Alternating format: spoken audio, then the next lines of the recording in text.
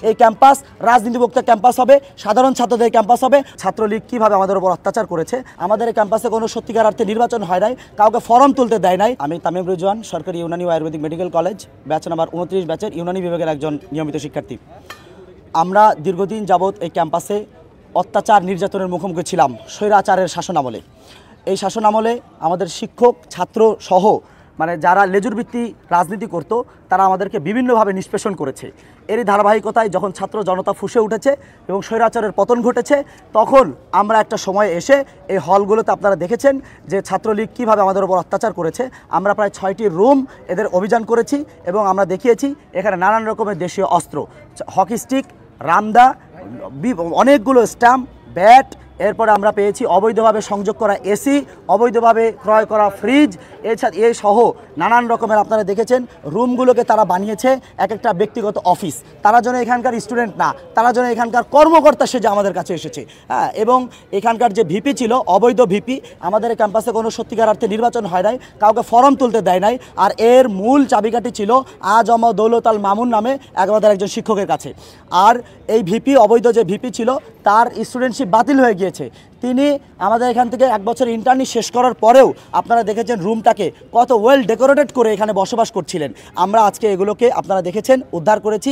এখানে যে দেশীয় অস্ত্রগুলো পাওয়া গিয়েছে আমরা আমাদের নিকটস্থ থানা এগুলোতে জমা দিব এবং আমাদের কলেজের যে প্রশাসনের যে অস্থিরতা বা যে দুর্নীতি ছিল এগুলোর জন্য স্বৈরাচারের বিরুদ্ধে আমরা যেভাবে দাঁড়িয়েছিলাম, স্বৈরাচারকে যেভাবে পদত্যাগ করিয়েছি, প্রধান বিচারপতিকে যেভাবে পদত্যাগ করিয়েছি, ডিজিএফআইয়ের কর্মকর্তা, এনএসআই সহ এদেরকে যেভাবে আমরা এই ভারতীয় দালালদের বাধ্য করেছি বা পদত্যাগ করেছি তাদের চাকরি থেকে, ঠিকভাবে আমরা আমাদের এই কলেজের প্রশাসনে এবং এই কলেজে যারা লেজুর ভিত্তির রাজনীতি ঢুকাতে চায় তাদেরকে আমরা এই ক্যাম্পাস থেকে ইনশাআল্লাহ আগামীতে তাদের বিরুদ্ধে তীব্র আন্দোলন গড়ে তুলব এবং তাদেরকে এই ক্যাম্পাসে থাকতে দেওয়া হবে না। এই ক্যাম্পাস রাজনীতিমুক্ত ক্যাম্পাস হবে, সাধারণ ছাত্রদের ক্যাম্পাস হবে, বৈষম্য বিরোধী একটা ক্যাম্পাস হবে। হবে কিনা ভাইয়া? আমরা মোট 6টি রুমে অভিযান পরিচালিত করেছি। 6টি রুমে আমরা তল্লাশি চালিয়েছি।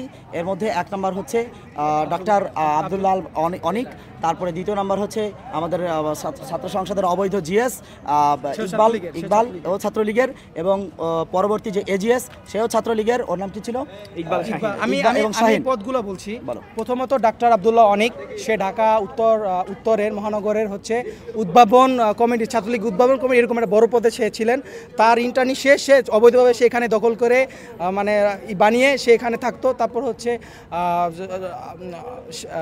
ইকবাল, নাম হচ্ছে ইকবাল।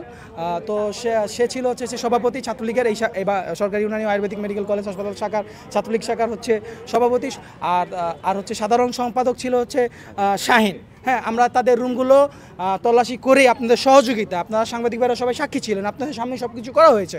আমরা সব কিছু ভেঙে রুমগুলো খুলে আমরা দেখেছি সেখানে বিভিন্ন দেশীয় অস্ত্র, দা, রামদা, স্টাম্প, তারপর বিভিন্ন চাকু, হ্যাঁ, যৌন উত্তেজক ওষুধ, তারপর গাঁজা, মাদক দ্রব্য আমরা এগুলো উদ্ধার করেছি।